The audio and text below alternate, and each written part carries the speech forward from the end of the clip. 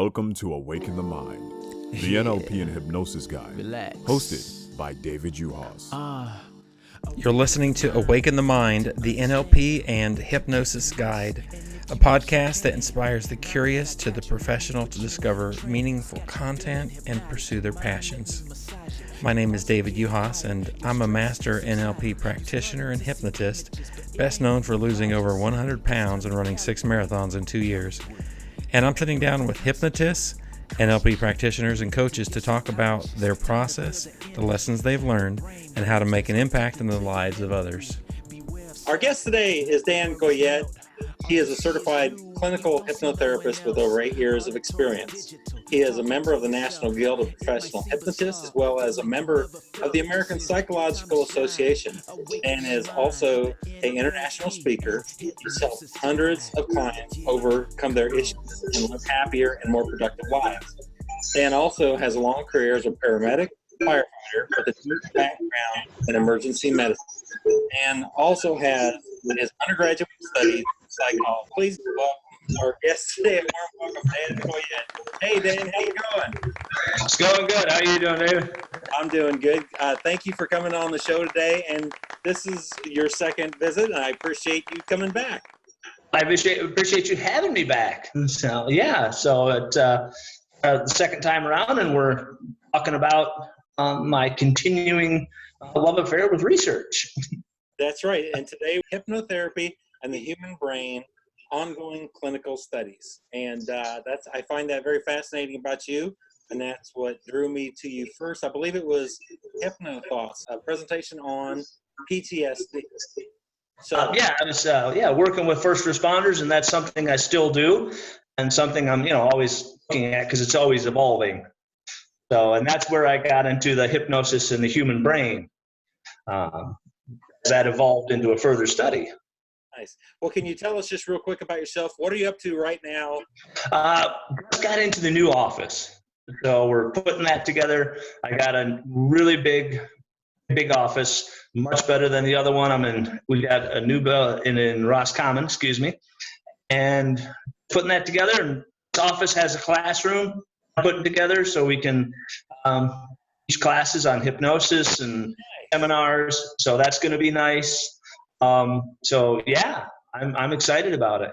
And I'm also writing a protocol or a proposal to work with one of the hospitals here on clinical hypnotherapy and possibly helping individuals with traumatic brain injuries improve muscle coordination, speech, gait, and balance to see if that is something that we can do along the way. I really appreciate the work that you do with your studies that supports the hypnotists in the field that are, clients come to us and they're wanting, some of them, maybe have never been hypnotized before, and it just gives them proof and evidence that hypnosis is actually absolutely real, and there's evidence to support that. There is. So when I started doing this research, obviously the first thing I did was look, see if there had anyone had done academic research, pertaining to this, and I found some that had been done on hypnosis and what's going on in the brain connectively. Dr. David Spiegel did a study talking about getting individuals into states of hypnosis. He found his research study looked at what parts of the brain are connecting and what's going on, and found some disconnections and some connections. The person gets into a state of hypnosis, such as the cingulate begins to get some lower activity, the amygdala has higher activity, but as far as what it pertains to when you have the person in the chair and you're doing therapy, really look at that. So that was an interesting study. I got to rewatch a lecture that I just called you Dr. David. I'm sorry. Dr. William Dement did on his early work with REM sleep.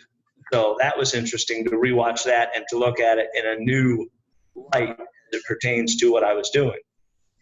So Yeah, because I began to think that, we always hear that the subconscious mind, and moving the conscious mind apart, and just working with a feeling mind. I began to think that we're never more cognitively aware when we're in a good state of hypnosis, because the entire brain has to be working or it doesn't work. You can't just move one part of the conscious mind apart and deal with just one area. So for, again, our listeners are both people that are new to hypnosis as well as professionals. So for the newbies, the new people listening about hypnosis, what I'm understanding you to say is you're talking about what is the separation between the conscious and the unconscious? Conscious. I'm looking at them as a whole.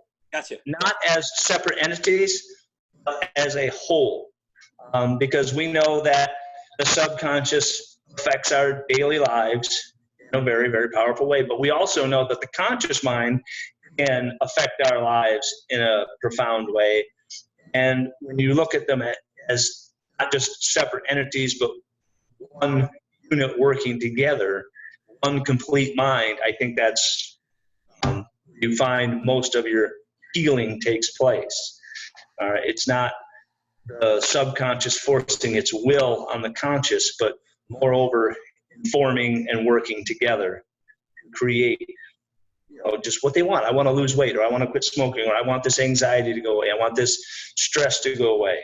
So, it becomes a unified effect. The conscious mind is necessary to have the awareness that there's something that's not working in their lives. Exactly. Yeah, they're aware that, I don't know why I have all this, or I'm aware of it, but I don't know why. Okay, well, come on in. And I always tell my clients, as you know, I don't know is a perfect start, because it's starts us on our journey of self-discovery. And come in, they'll sit down, we do the consultation, and I'll ask them, how long have you had this issue? When did it start? How does it affect you? And we what for lack of a better term, a good patient assessment, assess our client, so we can begin to put together some treatment modalities that are really going to work for them, which is the entire basis of that, what works and what doesn't work. So I keep what works, I toss what doesn't. You talked earlier about this is actually a brain from a person that was doing yoga, because, otherwise. Exactly. So can you talk a little bit about just a little walk around? There's so much going on with the brain, but just kind of the basic structures.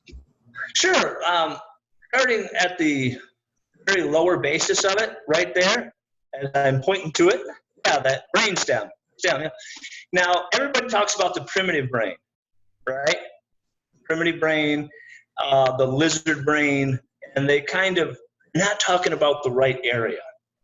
You talk about the primitive brain, you're talking about the pons, the medulla, the brainstem, and its job. The pons really kind of works on our respirations, heartbeat, the autonomic systems of our body, our heart rate, what we have going on every day, create that level of homeostasis. Everything is balanced. Moving upwards, we get into the limbic system, which you can't see there. That's housed inside the brain. It's got that big cerebral cortex going on it. The limbic system, that's where we start to see those areas of emotion.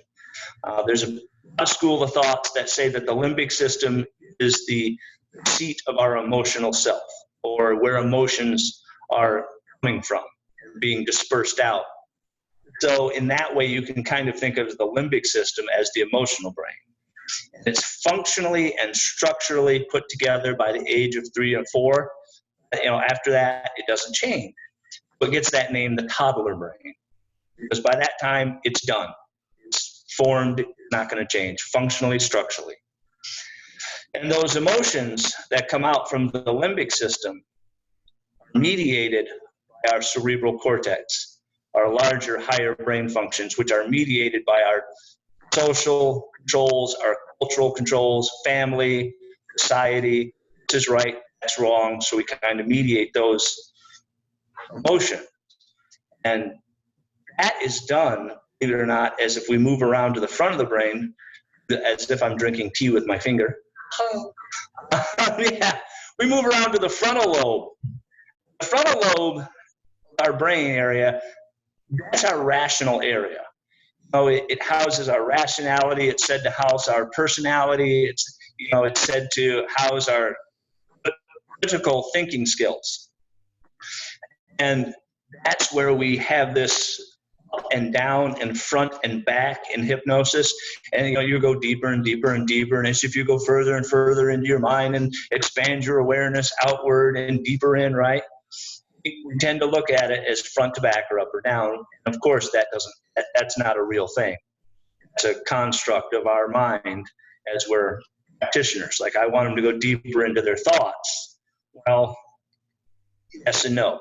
So as you look at that frontal lobe, you have somebody in the chair and you're beginning that process of hypnosis. You're beginning, and you probably had clients come out and say, oh, I was thinking, is that right? Is that wrong? Because I was thinking, like, am I doing this right? Well, they're analyzing it, right? They're analyzing what's happening to them. They're using those critical areas in that frontal lobe. At the same time, as you move around the parietal lobe on the temporal side, the temporal area that houses that parietal lobe, yeah, it's right there on the side of the head. We call it the temporal parietal. It has a job of interpreting speech and words. So it has to interpret. So as you're talking to them in a state of hypnosis, if the parietal lobe isn't working, you're not interpreting words. So if they don't interpret what you're saying, they can't understand what you're saying. So that has to be working. So that's another functional structure of the brain that has to work in a state of hypnosis.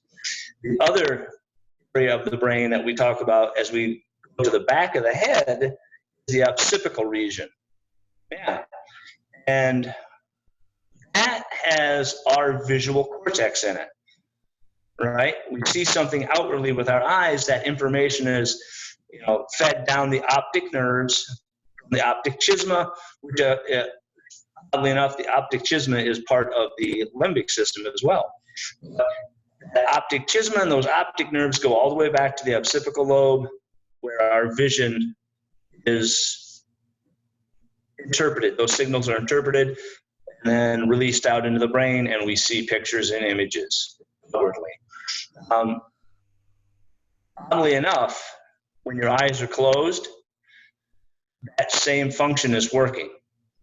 If you're imagining something, those same nerve fibers are being activated.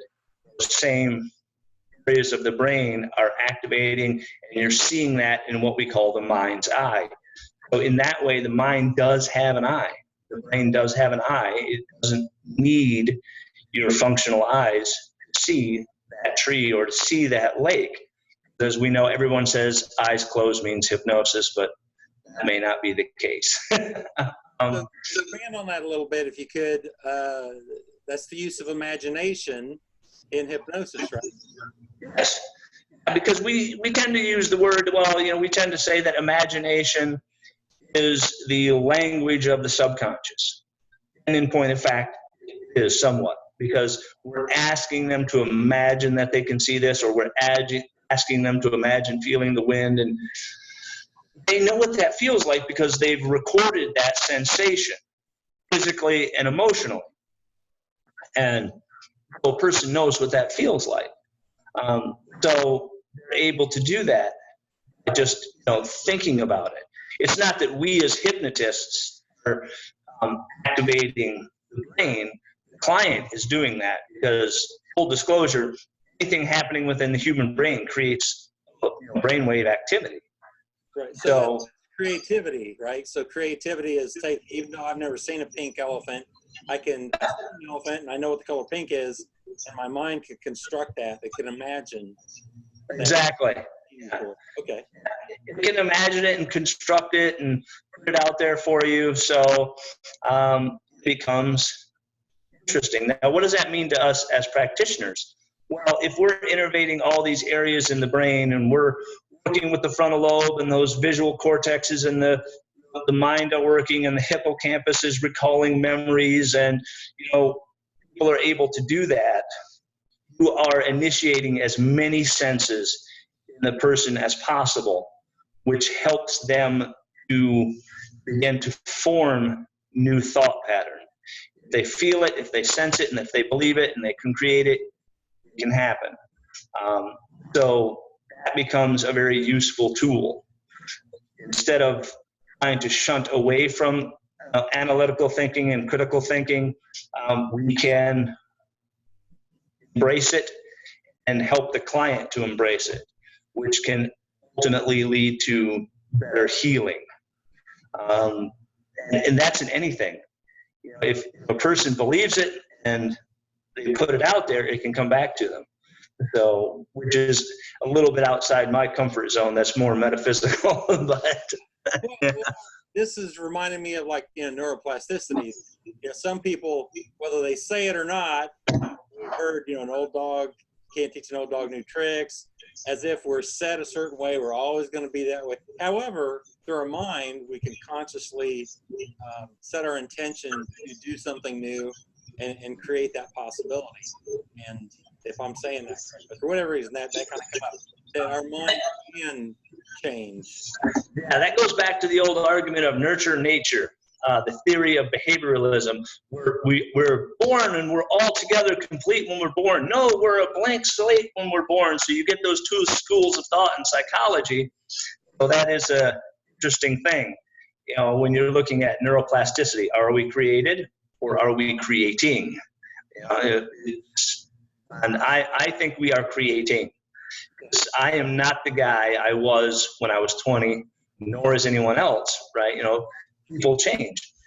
I think we get that saying as one of the psychology exercises I did was to have a person think about who they were when they were 20 as opposed to who they are now. So when that individual that you knew when you were younger, you haven't seen them in 10 years, they show up. What's the first thing that I always say? It's like, oh man, you've really changed. Well, by the end of the trip, they're like, oh, he's the same old John. Because instinctively, to make that person feel comfortable and to make us feel more comfortable around them, revert to those earlier behavior patterns that are still there instead of, continuing on with who we are. So by the end of the trip, like, old John hasn't changed. He's still the same guy. We do. And that was one of the things I looked at with this study was, is human behavior static or dynamic? Is it fixed or is it ever evolving? And I found that it was ever evolving. And some of the case studies that I put out there showed that an individual can go from one extreme to the other as far as behavior. Going from completely timid to completely confident, going from always having to be in control to being controlled in a certain way. So in itself shows a correlation between hypnosis and change. In your presentation, you talked about Dr. William Dement. Am I saying that correctly? Yeah, Dr. William Dement. He was one of the early pioneers in REM sleep, rapid eye movement sleep, looking at how we slept, what was going on while we were sleeping. And he found some very interesting things. One of the things that relates to us as practitioners is he found that the eyes, movements of the eyes, are binocularly synchronous, and they are the same, if not completely similar to the muscle movements of when we're awake. So, and they also found that when a person sees something in a dream, or they come across a visual stimulation within a dream, brainwave activity is the same as when we encounter something in a waking world or a waking life. So the mind is thinking that it's seeing this for the same time, so it gets that same brainwave pattern going. And what that means to us as practitioners, especially when if you are a storyteller, you use metaphors, visualization, your practice, and your hypnosis scripts, a person is beginning to visualize these things in their head, and we say, make it as real as you can. And see yourself stepping into that future, they have a good chance of actually seeing that. They come out of the hypnosis and like, man, I was right there. I felt it and I saw it, and it was really good. So by initiating as many senses as you can, it helps, I think, create that healing bond, that, you know, that faster, more powerful healing focus. One of the classes I sat in at HypnoThoughts this year, I went outside. I always go outside. I'm like, you know that I always find one isn't completely science, go to it. So I went to Victoria Gallagher's talk on, oh man, I want to say it right. Laws of attraction. Laws of attraction. What we put out comes back to us. So that way we're always using our senses to absorb information. So I think that kind of holds true. You have someone come in and say, they have social anxiety. What do you feel? You go out, I always ask them, what do you feel coming at you? They're like, oh, it's just a sense of anxiety coming at me, like a wave.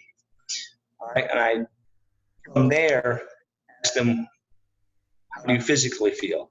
Well, I have I get rapid breathing. I might get sweaty. I just want to close off. It's a defensive mechanism. Well, again, we talked about the epinephrine and the norepinephrine and those chemical mediators being released from that feeling of anxiety. So we can then explain to them, well, yeah, that's a natural thing. I would be worried if you didn't have that. And then it makes them feel better, like, oh, I'm doing what I'm supposed to be doing physically. I want to get over this. I'm like, yeah, sure. So we sit down in the chair and we begin to discuss putting them in those situations in a safe environment within hypnotherapy so that they can begin to disseminate and bring that anxiety under control. And by the time that they're ready to go, they have the tools to deal with it, which is kind of nice. I had one client come in who almost didn't come in because of the social anxiety of going outside. This client's biggest adventure in their life was going to the store by themselves. And so from the end point where they stood very timidly at the wall and wouldn't look up at me, from the beginning to the end point where they called me and said, I'm in the store all by myself. I'm yelling into the phone. So that's a good thing. I'm like, well, hey, you did it. There you go. But yeah, so you see that dynamic shift from one behavior to another. So it is a progressive thing. Napoleon Hill, everything is created twice. We have to see it in our mind's eye first before it can be created in the world. If you look anywhere that's in the world, like let's say these trees that line the street was first created in someone's mind's eye, they had to envision what it was going to look like. It didn't just happen. They didn't just happen to grow there and they cut the street out. They planted those trees, and so it had to be created twice. And I think like what you were talking about, getting all of those senses, firing them, helps create that reality, because first we see it in our mind's eye, and my belief is that it's around believing it can be, and once we believe it, it's kind of a done deal. Yeah, exactly. Looking towards that, as I think the body affects the mind and the mind affects the body just as much as the study of biopsychology looks at us. We have that effect on ourselves. One of the things that I'm looking at now is learned disability. Doctors and, people have accidents or they have a stroke or something along those lines, and some of the studies I've looked at, you can't use that arm. I had one client in here who came in and who has kind of interesting. They said, well, I can't use my arm. I said, well, why not? Well, I had a stroke. I said, okay, well, that's I said, as a paramedic, that's a natural deficit. You're going to have paralysis from a stroke, or a deficit as it's called. I said, how long have you had the deficit? And he goes, ever since the doctor told me. And I said, what? He goes, he told me I can't use the arm, so I don't use it because he told me I can't use it. But I thought to myself, okay, he wanted better balance. We began working, and the client was under a state of hypnosis. Just out of curiosity, I asked him to go ahead and just to give himself permission to lift that arm up. And he did, and went up. I said, and now open your eyes and look at your arm. And he almost went into tears because his arm was up. It was just because of that learned disability. Not that is the normal. It's certainly not the normal to be able to do that with hypnosis. You cannot cure deficits from a cerebral vascular accident with hypnosis. But we're able to mediate out that learned disability. He simply just didn't use the arm because he'd been told he couldn't, which I thought was interesting. So he was hypnotized by the doctor, sounds like. Well, it's the authoritative thing. It's like the authoritative. We listen to people who have authority. Police officers, doctors, clergy, certainly. So people have authority, and we listen to them because they have all this, knowledge and professional acronyms behind their name. Well, they must be right. All the letters behind their name. And I do the same thing. You do the same thing. We all do the same thing. It's like the doctor said, I can't do it. I'm not eating that burger. So. Some other things that you talked about in your presentation, you had an example about lowering heart rate where you were told to help a patient who's having an anxiety attack. Share that story. I love that. That was Norm. Yes, I know what you're talking about. I had gone into work. It was my third shift. I used to go back from station to station at one time. I had left one EMS station or one EMS company, drove over to another. I'd been on for like 96 hours straight, and it was 7 o'clock. I just wanted to go home.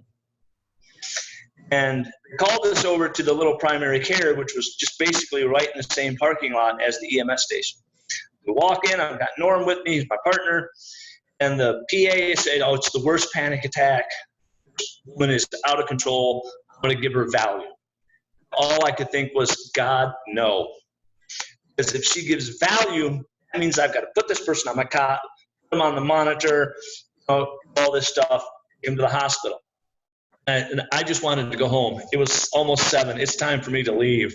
I did not have another hour in me. I said, don't do that. I'm going to fix this. Walk into the room and I tell this person who I am and what I do. And an induction, I'm right down, relaxed their breathing, relaxed everything. Told them that they were perfectly fine, brought them back out. The person looks at me and says, what did you do? What did you do? I feel great. And my partner's eyes are like this big. Thinking, oh, boy, here we go. He's going to be over there telling the guys like, yeah, damn, this is, blah, blah, blah. He points at me like that.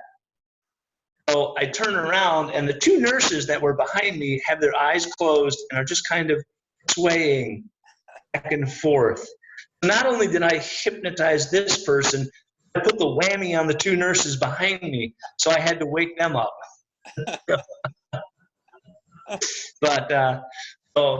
And as I come to find out, we know that the vagus nerve controls heart rate, has some working with breathing. So that's one of the 12 cranial nerves. I did, as you see in the presentation there, I did some work with individuals, the EKG, seeing what would happen. I had one individual who was able to slow their heart rate way down as that happens. One individual that kind of ebbed and flowed. I didn't get a correlation, but it lowered and kind of came back up and then lowered. Because I want my clients, especially my first responder clients, to have that euphoric feeling. That we tend to think of the relaxation part as a byproduct of hypnosis. I want them to have that relaxed feeling, to be able to just really release and let go, because that is such a great thing. You know, stress just dissipates and they just relax and come out of it. They can feel good for a little bit for the day and just help them release that physical stress. It may not help with any mental issues, but I want them feeling, you know, physically relieved, because I know what it feels like to just be always on edge. You know, so that's one of the things I looked at, what's going on physically with us. And it does have a little bit of a, you know, a good of effect, especially with hypnosis, because we want our clients to be relaxed. I've run into people that say they have panic attacks. And what is your experience? That's a relatively easily thing to knock out, right? It is and it isn't, because people that have acute stress disorder are so, you know, at the mercy of their panic attacks and their anxiety. So when they come into the office and they say, I have acute stress disorder and I have panic attacks, I always ask them, it's like, well, who diagnosed you with this? And they'll say, well, no, I've just always had it. I'm like, okay. One of the things that I've discovered is, as we look at it, panic attacks and anxiety disorders can be learned. Again, it's learned behavior. My mom had it, grandma had it, I have it. So that way you've got to change not just the panic attacks, but you've got to change their own perception of self. They are as a person. So you've got to kind of begin to help them to realize that, you know, you learned it. You weren't diagnosed with it by, you know, a psychologist or a physician. You know, you had it looked at, could be something that's learned. On the other side, if it is, you know, from a psychologist, they'll come in and say, I want to stop taking my anti-anxiety medicine. First words, I'm like, don't stop taking your anti-anxiety medicine. Yeah, no. So, because there's a reason they have that medication. I am not anti-medication. But with advent of hypnotherapy and the use of the medication, you know, they can live a much better life as opposed to just without the medication and having anxiety. So that way it's easy on one side, it's a little bit harder on the other. Can anxiety then become PTSD? And no disrespect with people with PTSD. Not really. Post-traumatic stress syndrome generally comes from an event, and anxiety is a symptom of it. So if you have post-traumatic stress syndrome or post-traumatic stress disorder, that, you know, is its own, you know, its own psychological and disease and injury process, but have those symptoms along with it, the avoidance, the anxiety of situations. So it becomes part of it. And certainly when you're working with somebody with post-traumatic stress disorder, you're definitely dealing with those symptoms, and the anxiety, the depression, the avoidance, the, you know, subsequent event that caused it. So it becomes, that's a long treatment path, as I say. Yeah. So talk about memory traces. Where's memory recorded in the brain? And we talked a little bit beforehand about the distinction between, is this on the brain and the body, or in the brain, or how's that all work? Yeah. Our memory is stored within our brain, within our neurons, and within our hippocampus. These are the areas that are involved in memory. Now, we're talking about the body. You were talking about anxiety. It's like, I feel this anxiety attack and chest gets tight and my breathing goes up. Well, the anxiety comes on us. Oh, that was my phone. Sorry about that. Sounded like somebody knocked at the door. Anxiety comes on us, and neurochemical transmitters are released from in the brain, epinephrine, norepinephrine, which constricts our blood vessels, increases our respiratory rate, increases our heart rate. You get that tightness in the chest. So it is a pseudo effect. Real, it's physical, it's being mentally created. So when a person gets into those panic attacks, they get into those anxiety attacks, and they're feeling that, you need to be able to mediate that quickly.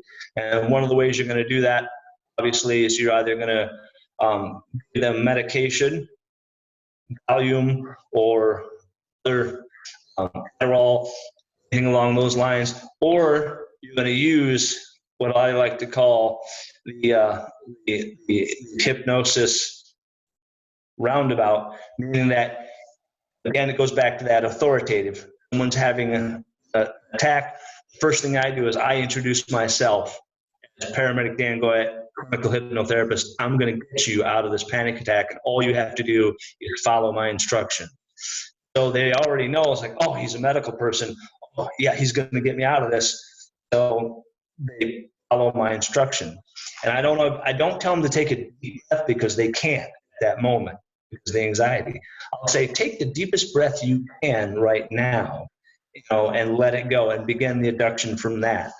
And move quickly through the induction process with relaxation, almost rapid induction, if you will. And once they're to that point where they're calm, now you can begin to slow it down a little bit. The breathing is easy, the rhythm of your body, so on and so forth, and them back out of it, and they're out of that panic attack, and they feel great. So that's one of the ways that you can work with that, because you're trying to slow that release of norepinephrine down. You're trying to initiate that, sympathetic, parasympathetic nervous system, fight or flight. You want to use that to begin to calm them down, because as we know, sympathetic and the parasympathetic, right? One takes us up, one brings us down. So, and that's another mental and physical function. And that happens because why? He said, calm down. Okay, I'll calm down.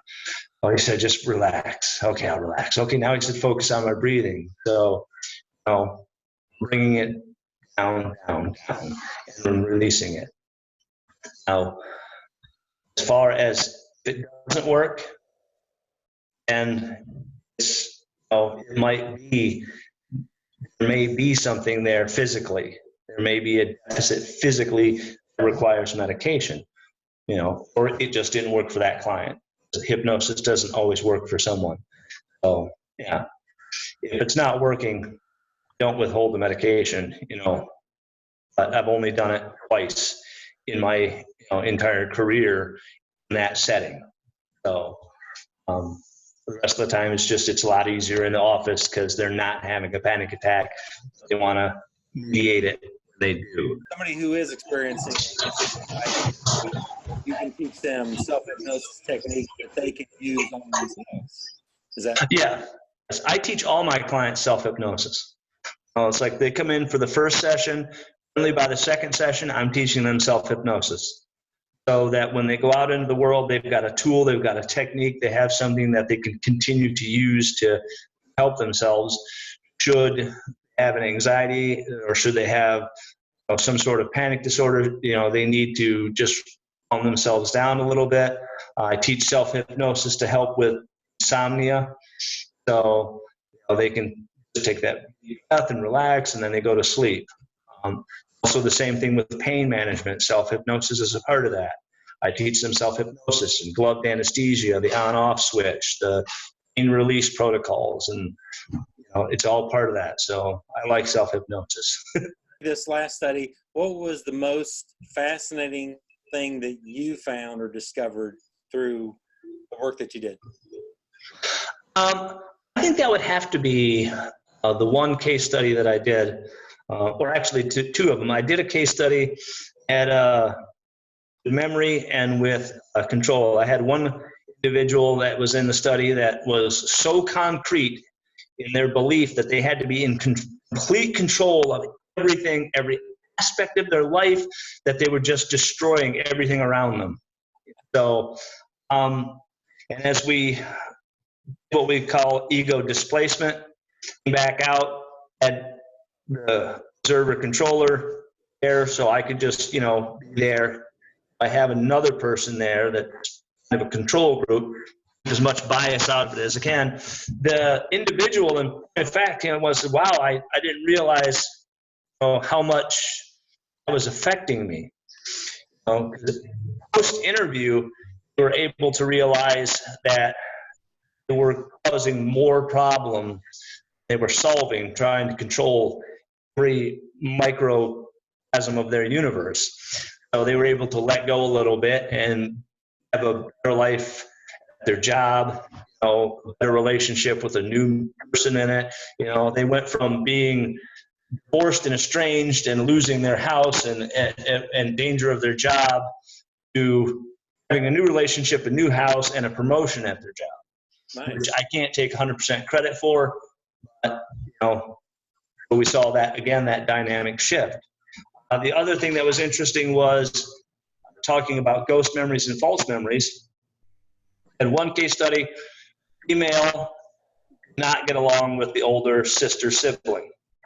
And this was because awkward around this person because we're not actually had the same father but not the same mother. We're not around for a long time within that family unit to share events and memories. So we used some false memories to guide them through. First thing we'd had them do was guide them into a state of hypnosis, took them through their life as it was and as they knew it.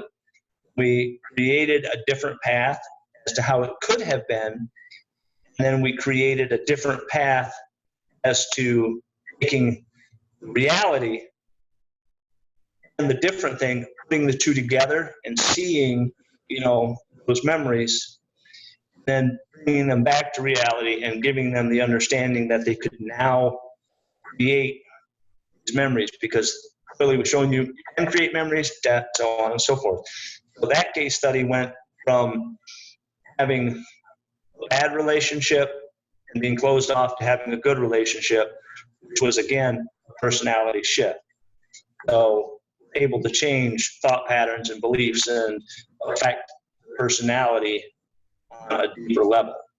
So it's interesting when you were talking about that, somebody coming in saying that they feel uncomfortable. I don't know the background completely on this as far as them being able to, how much they can control their exposure to that person or not. But it was something that they wanted to pursue, even though it was something that bothered them. That's kind of an interesting, somebody coming in saying, I don't like licorice. I don't like licorice. Yeah, I want to like licorice. More of it? So, but yeah, because with that individual, there was also an anger component. That I'm angry about this. That anger is being directed at I perceive to be the problem, which is the older sibling, even though I'm really angry with myself because I can't get over this. So I have to mediate those as well. Again, that's that emotional area of the brain. Social controls, family controls, societal norms. So not having that family cultural experience, just kind of left out there to mediate it for themselves, and they don't really know where to put that anger, which is, I always know where to put my anger. The remote won't work. Your remote, you probably have like a foam padding around it so you could throw it and it doesn't actually like shatter. Yeah, I think that somebody should just invent the Nerf remote so you can beat it. It's like, whoa, this channel changed. Exactly. That could be something you can make, Davis. Like, I'm working on the Nerf remote right here. You gave me an idea. I'm an inventor, so. There you go. So you kind of alluded to, you've got some new study coming up. You left us hanging. Is there anything that you can, like, without giving it away, I understand, any hints or? Not right at the moment. That's okay. Because I'm just in that inception. I'm just working on the proposal, so I don't want to give it away too much. Because, you always want to protect research. It's about people, though, right? It is, yes. So that's one of the things I'm doing is I'm trying to work with the local hospital, write the proposal, when they're over there, have this one is going to be far more in depth than some of the studies I've done in the past, and I'm going to have a deeper look. That is really exciting, and mentioned that earlier, this work that you're doing and being involved with the hospital. That's pretty darn cool that they are looking at it, because in the past they didn't always look at this as possible. Yeah, no, they didn't. But one of the things that they're looking at now is pain management because of the opioid crisis. Yeah. They're really looking for new and different ways to help long-time chronic patients with pain. And that's something we as hypnotherapists have been doing since, the dawn of time. So it's interesting to look at that and say, person, you wouldn't think you could do that. Just normally go, my hand hurts all the time. Well, take some aspirin. You don't think like, well, you know what? If you use the power of your mind, you could make your hand not hurt. It's like you don't think of that, but I do. I'm like, oh, okay, well, how long have you had this pain? And then next thing you know, they're like, hey, the pain's gone. How did you do that? So, yeah, it is. It's kind of out there if you think about it. But for us, it's natural, I guess. So very, very cool stuff. Very cool. It is. Oh, yes. Besides the study you got going on, what is next for you? What's going on? You got some presentations coming up? Not right at the moment.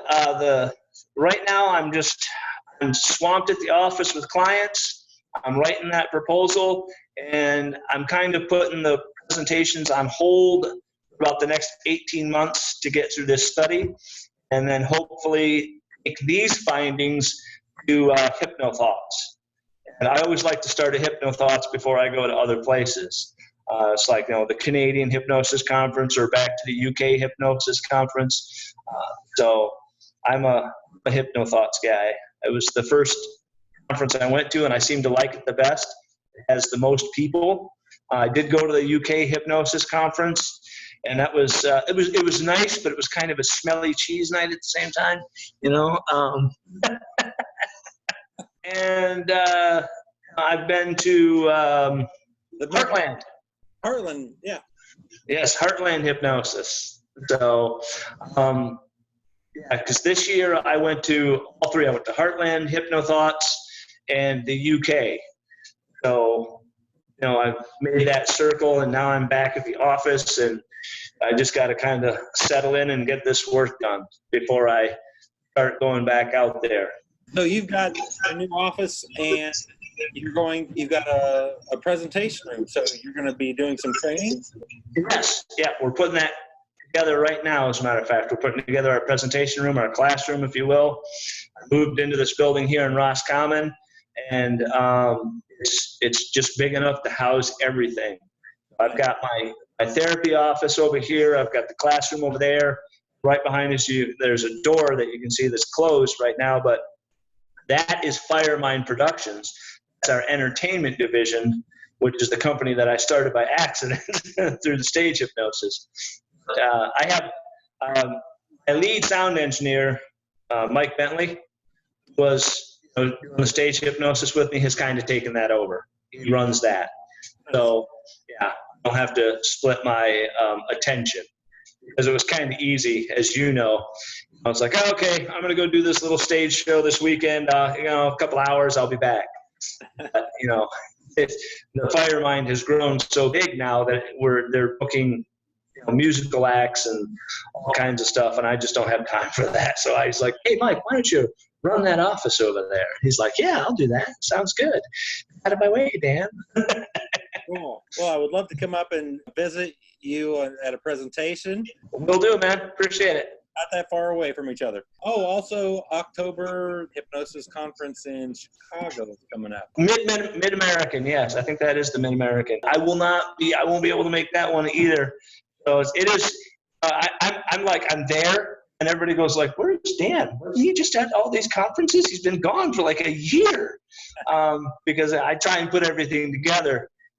I'm just of the opinion you can't do something for 4 months and then say you're an expert at it and go do a presentation.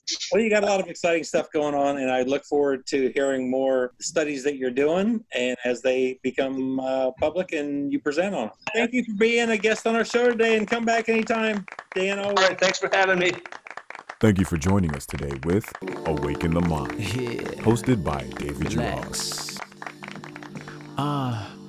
Awaken the mind, you need to understand. If you can't, you must, and if you must, you can. Now that I got you, let me put you in a trance. Got you feeling hypnotic, your mind, let me massage it. Your thoughts are getting quiet, your stress subsiding. You starting to see images, but it ain't no mirages. Think it's time to calibrate.